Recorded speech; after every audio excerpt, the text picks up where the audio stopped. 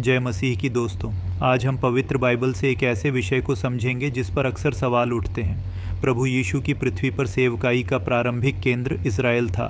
मत्ती 15:24 में प्रभु कहते हैं, मैं केवल इस्राएल के घराने की खोई हुई भेड़ों के पास भेजा गया हूँ।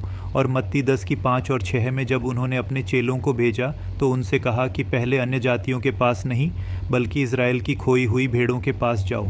लेकिन प्रारंभिक फोकस यह नहीं कि उद्धार केवल वहीं तक सीमित था। मत्ती 8:5 से 13 में एक रोमी सूबेदार जो अन्य जाति का था, उसके विश्वास की प्रभु ने प्रशंसा की और कहा कि ऐसा विश्वास इस्राएल में भी नहीं मिला। और आगे कहा कि बहुत से लोग पूर्व और पश्चिम से आकर परमेश्वर के राज्य में बैठेंगे। मत्ती 15:21 से 28 में कनानी स्त्री अपनी बेटी के लिए दया मांगने आई। पहले प्रभु ने इस्राएल की प्राथमिकता बताई, पर उसके विश्वास को देखकर उसकी बेटी को चंगा किया और कहा, तेरा विश्वास बड़ा है।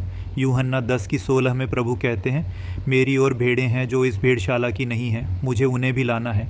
और फिर पुनरुत्थान के बाद मत्ती 28:19 से 20 में प्रभु ने कहा, सब जातियों को चेले बनाओ। और मरकुस 16:15 में सारे जगत में जाकर सारी सृष्टि के लोगों को सुसमाचार सुनाओ। तो यह स्पष्ट है कि शुरुआत इज़राइल से हुई, लेकिन उद्देश्य सारी दुनिया तक पहुंचना था।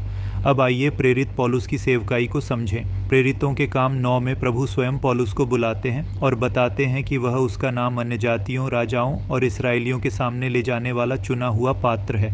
गलातियों 2:7 से 9 में स्पष्ट किया गया है कि पतरस मुख्यतः यहूदियों के बीच सेवा करते हैं और पौलुस को अन्य जातियों के बीच सुसमाचार सुनाने की जिम्मेदारी दी गई। लेकिन संदेश अलग नहीं था, उद्धार एक ही था, प्रभु एक ही थे। पौलुस की सेवकाई का केंद्र था क्रूस पर चढ़े और जी उठे मसीह का प्रचार। 1 कुरिन्थियों 1:23 में वे कहते हैं, हम तो क्रूस पर चढ़ाए गए मसीह का प्रचार करते हैं। 1 कुरिन्थियों 15:3 से 4 में वे सुसमाचार का सार बताते हैं कि मसीह हमारे पापों के लिए मरे, गाड़े गए और तीसरे दिन जी उठे, और यह उद्धार अनुग्रह से है। इफिसियों 2:8 से 9 में लिखा है, अनुग्रह ही से तुम्हारा उद्धार हुआ है विश्वास के द्वारा, और ये तुम्हारी ओर से नहीं, ये परमेश्वर का दान है। साथ ही पौलुस पवित्र जीवन पर भी जोर देते हैं, उदाहरण रोमियो 6:14। इसलिए पौलुस की सेवकाई प्रभु यीशु से अलग नहीं बल्कि उसी उद्धार की योजना का विस्तार थी जो सारी जातियों तक पहुंची। आइए हम पूरे वचन के प्रकाश में सत्य को समझें। जय मसीह की।